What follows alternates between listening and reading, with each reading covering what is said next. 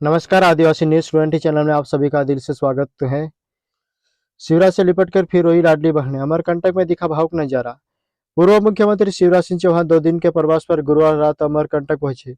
यहाँ holiday home में महिलाएं उनसे लिपट कर रोने लगी। इस दौरान पूर्व सीएम भी भावुक नजर आए। इससे पहले बुधवार को वे जबलपुर के बरगी में थे। यहाँ रात रुके पार्टी कार्यकर्ताओं से मुलाकात की।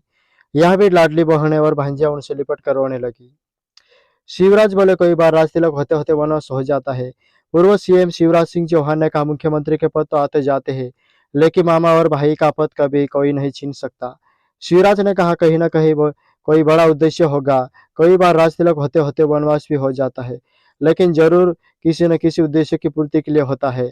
बुधनी के शाहगंज में उनकी बातें सुनकर लाडली बहनें गले लगकर रो पड़ी। शिवराज सिंह की आंखों से निकले आंसू, विदिशा में लिपट कर रही लाडली बहनें। लाडली बहनों ने मुख्यमंत्री के पूर्व सीएम शिवराज सिंह चौहान को विदिशा में भावुक कर दिया।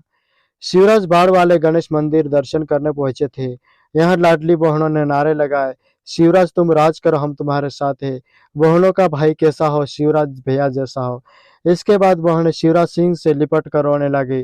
भीड़ से शिवराज के लिए आई लव यू मामा कहा। यह देखे शिवराज सिंह की आंखों से आंसू बहने लगे।